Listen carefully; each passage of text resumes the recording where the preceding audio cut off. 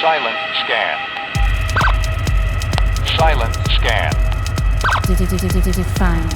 Bants and Bants. You can't control us. Bants and A frightening dystopia. Bants and Bants. Wake up. Wake up. Wake up. Wake up. Open your eyes. Bants and An alternate reality.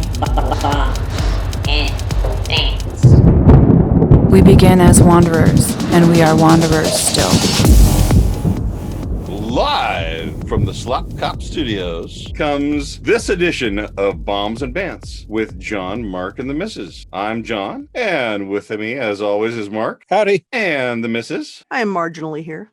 That counts. That counts enough. But we have a very special guest. It's like when Bob Hope would show up on Different Strokes just because he was Bob Hope, and he would randomly show up in people's houses because that's what happened in the 1980s. So you're saying that I'm gonna play him in with a big round of applause, like he would get. Yes. Okay. Yes. Our special guest, the boy, who we will affectionately call T-Bone for tonight's episode. You know, TB, the boy. I got it. T-Bone. Well, it's something. Welcome, T-Bone. Yo, what's up?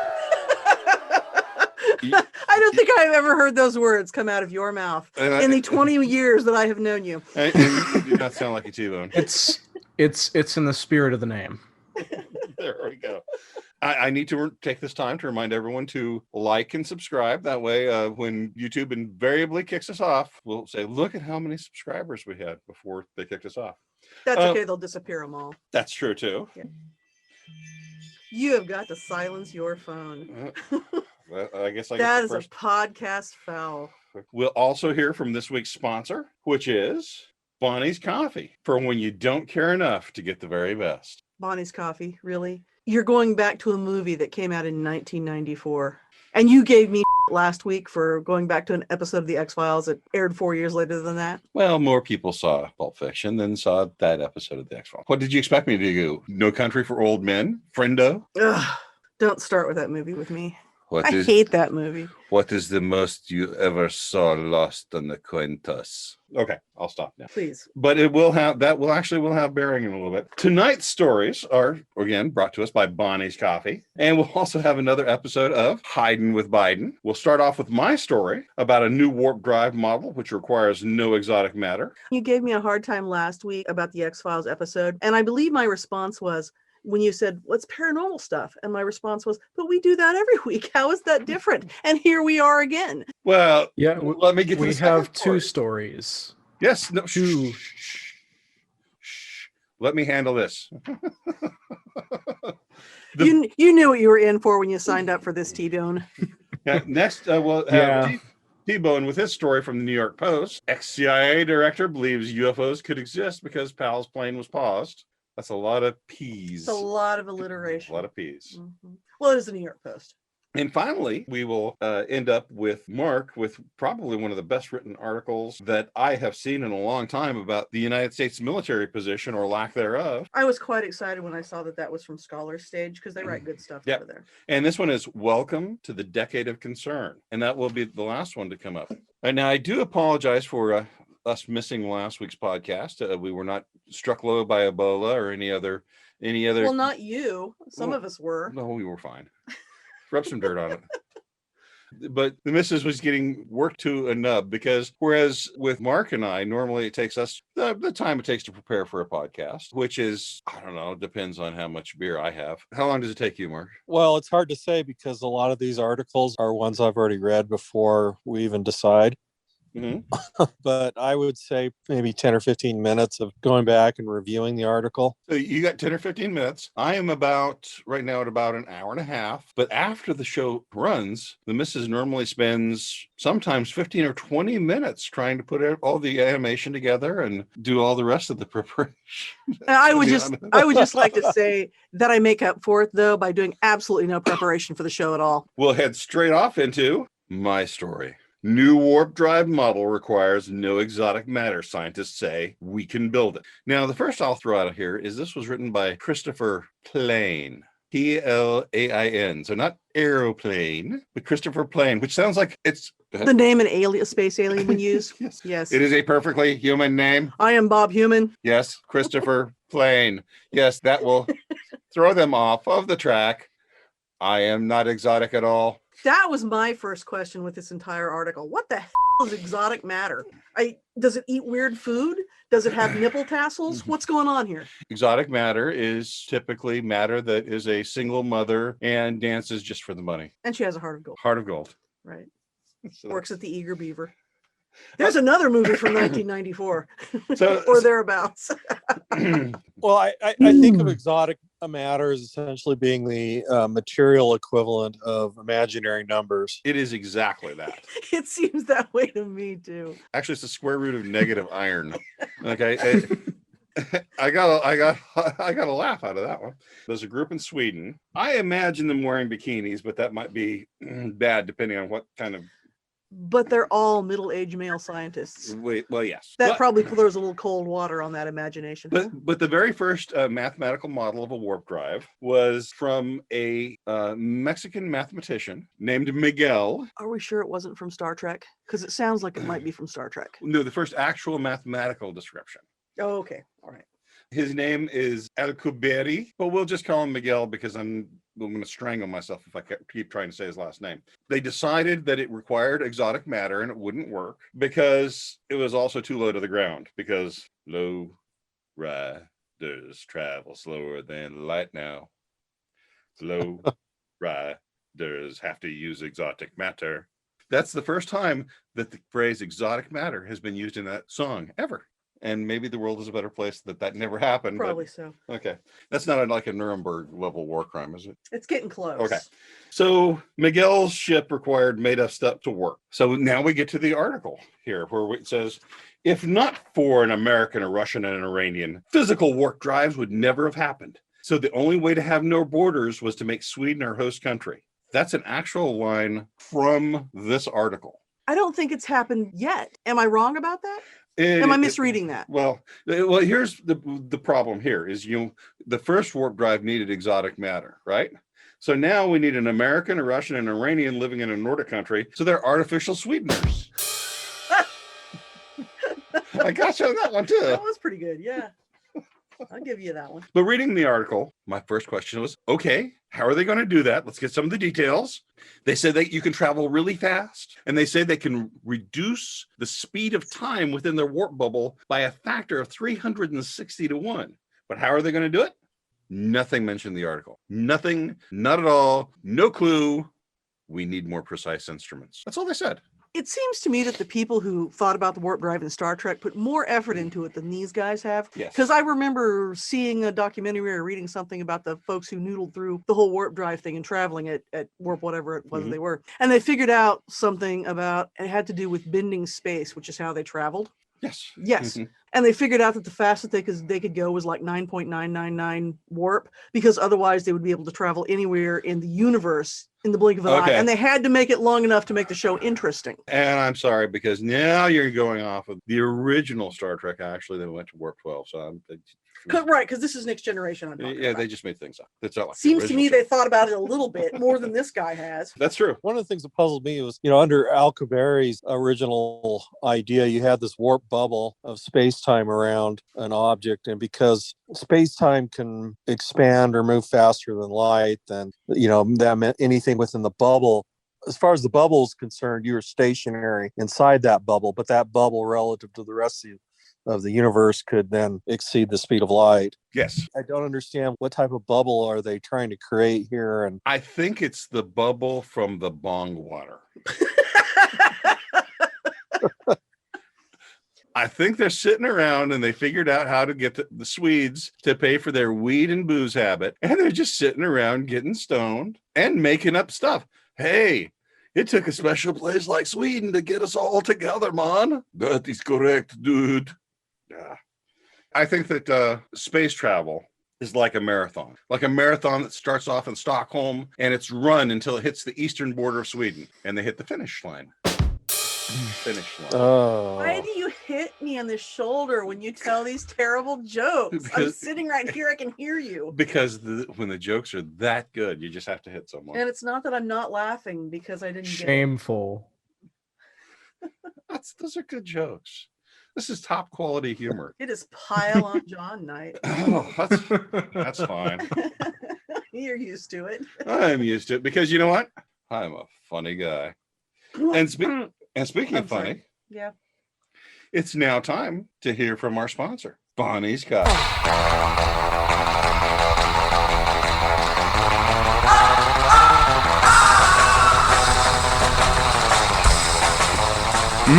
Damn, Jimmy. This is some serious gourmet shit. Me and Vince would have been satisfied with some freeze-dried Taster's Choice, right? Heh. And he springs this serious gourmet shit on us. What flavor is this? Knock it off, Jules. What? I don't need you to tell me how good my coffee is. I'm the one who buys it. I know how good it is. When Bonnie goes shopping, she buys shit. I buy the gourmet, expensive stuff because when I drink it, I want to taste it. But do you know what's on my mind right now? It ain't the coffee in my kitchen. It's the fact that the sun isn't producing enough neutrinos, Jules. And if that's the case, well then, all life on Earth might be in jeopardy. Do you think about things like that when you drink Bonnie's coffee? Well, no. Well, maybe you ought to think about switching. Bonnie's Coffee. When you absolutely don't want to think about the infinite number of ways that humanity can be driven to extinction. Bonnie's Coffee. It isn't gourmet, but it isn't shit. And just like the wolf said, good coffee. Now we turn it over to T-Bone with his story from the New York Post. Ex-CIA director believes UFOs could exist because Powell's plane paused. That's your cue, this, T-Bone. yeah, Talk. this. You're gonna keep interrupting me until I actually start talking, aren't you? Well, maybe. That's how this usually works. Your turn, Mark. You can jump in on this. It's great. It's like punching a kid. No. I'll interrupt once he gets started talking. All right, so this story, it's actually from a podcast in which the interviewer interviews a former CIA director. And he mentions that one of his colleagues had a very strange experience while he was flying a jet, that his airplane was actually paused, like a UFO fired a beam of some kind at his plane, and it just stood still in the air for over a second at 40,000 feet. And this gentleman started recounting other strange experiences that other people at the CIA had noticed. They all happened on the way to the Pink Floyd Laser Light Show. Yes, coincidence. yes. Yeah. No weed involved in that at all. None. No, this is back when the CIA was experimenting with LSD. Which is better. Yes. Oh, I'm just yes. kidding. I have no idea. Continuing on, he said that the 2017 disclosure, which eventually was published in the New York Times, that kind of led him to coincidentally think that maybe that there are UFOs out there, which certainly is not lawyer speak at all. Government agencies have been releasing more and more accounts of things like this from classification. It seems like this is just another part of their attempt to have a soft disclosure instead of having one giant release that freaks everyone out. What? Nothing, What's funny? I'm 12. Go ahead. Okay. And additionally, there's going to be a Pentagon report that comes out on June, which may or may not indicate that UFOs are a psyop. Do you think that they would say it was a psyop? Do you think that it was the most? No, I think disclosure might be a psyop. Okay. Well, what worries me about Yeah. the whole thing is that it seems like all of these ex-CIA directors don't know a thing about the things that go on in the intelligence agencies in this country. If they don't know, who does? I would be okay if it were a giant psyop, as long as they reveal that there was a rip underneath the Pacific Ocean that's leading these giant creatures to come out and attack, and we spend several $1 trillion making skyscraper-sized robots to fight each other. That would be fun. It's all weather balloons and marsh gas. It also might be technology. We might be a nursery planet for aliens. And Elon Musk has figured this out. The way to make an alien baby sleep is rocket. Oh. And Elon Musk is probably an alien, right? Can we all agree on that? Well, Yes, aliens. he is an alien. It might not be aliens. It might be something occult. The CIA, I heard, had an occult window washer. He used a squeegee board.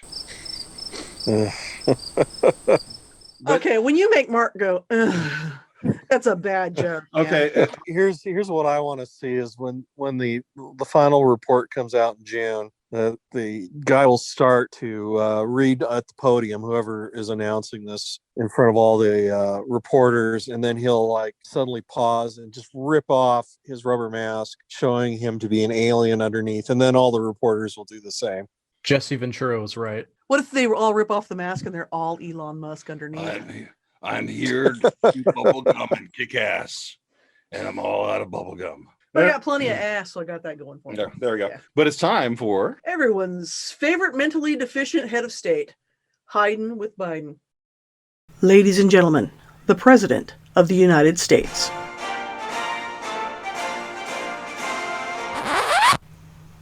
Good evening, fellow Earthlings.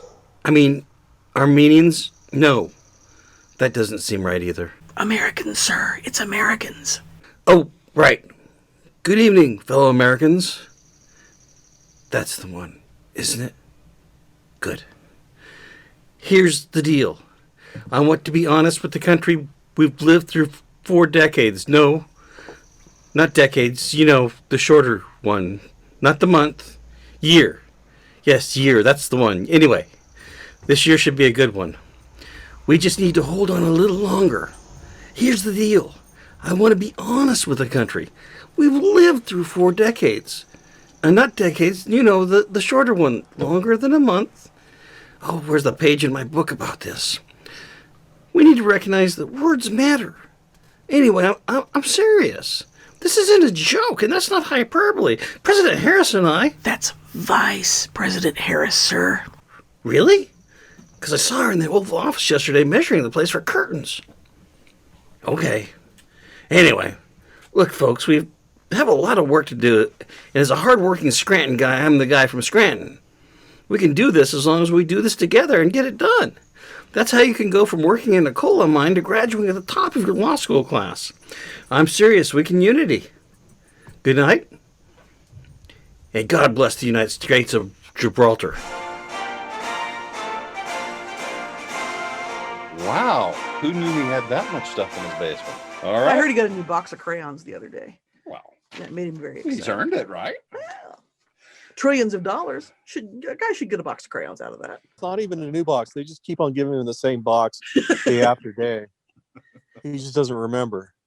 He finally got his Nobel Peace Prize for winning first place in Mario Kart, but that box hasn't arrived yet. And the medal is made of chocolate, so he's Yes. already eaten it. He's already gotten 6. That brings us to, from a scholar's stage, a really excellent article. Welcome to the Decade of Concern. So why don't you take it away, Mark? Oh, thanks, John. I feel bad. It seems like I always have the most depressing stories to tell or talk about on this. The gist of this article is the author he'd read a couple reports recently. One was called the U.S. Military Forces in Fiscal Year 2021, the last year of growth, ? And then a second one that was called the 2020s Tri-Service Modernization Crunch. And he found them alarming. And he notes that when you're planning long-term for your military and how you want to develop it and fund it and so forth, you have to balance essentially 3 main areas. One area they have to look at is modernization, which basically means building lots of cool new stuff that works better than anything you've had before. Force structure, which is sort of like modernization, except as to how you actually organize your forces and decide which ones you're going to have or not. So an example of modernization, of course, what we see constantly is the constant upgrades to fighter aircraft, next generation. I mean, I think they're working on 6th generation fighter aircraft now, but it happens with everything that it has to be modernized after a while. Force structure, as I indicated, is sort of the same thing as far as organizing and deciding what type of forces that you're going to have and what they're going to be good at. So, for instance, we've had several decades of fighting essentially insurgent wars in the Middle East, and now everybody's starting to shift back to fighting near peers, with technological changes, it's meant that they're having to reshuffle a lot of different things. One of the things that I noted on that, when they talk about, our force composition, it was really, how do we get from today, where we have fighters that are 29 years old on average, bombers that average 42 years old, and refueling airplanes that are nearly 50 years old, to Skynet. Right now, our forces are so cold, we can't have Terminators. It's not, I'll be back, but my back. I mean, we're really in very bad shape. Well, I've kind of always thought for a long time that we are really well prepared to fight World War II again. Yes. We are prepared for that. And even after we've been in Iraq and Afghanistan for 20 years, we still don't seem like we've really adjusted well to the finding that insurgency stuff. And that's not a knock against our fighting guys and gals. They do a wonderful job with what they have. It's the higher ups. And I thought that was one of the most telling quotes that he had in that piece from someone named Eagleton, who said, today, the U.S. military is in the middle of a future that was mortgaged to pay for wars of yesterday. The United States Marine Corps, which is traditionally and very deservedly one of the proudest forces, turned into a coastal artillery battery. These three things that he mentions in the article, it seems to me that we spend a lot of money on things that don't fit into any of those categories. For example, paratrooper uniforms for pregnant women. And, trying to figure out how to prevent where we have mixed units with men and women, how to keep them from having sexual behavior between them and misbehavior. That's the important part, right?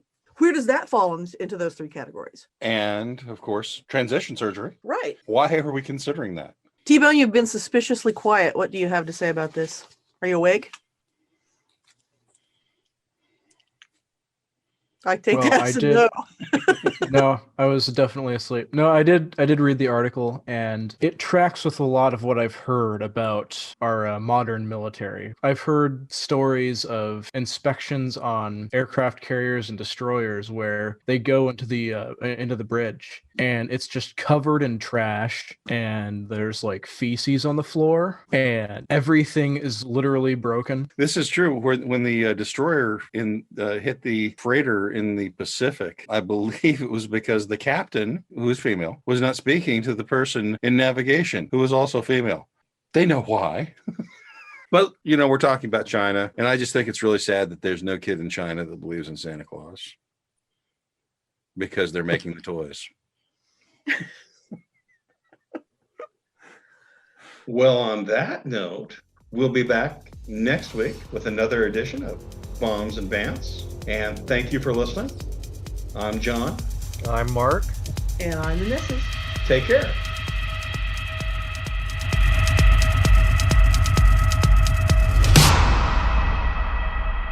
Y'all come back now, you hear?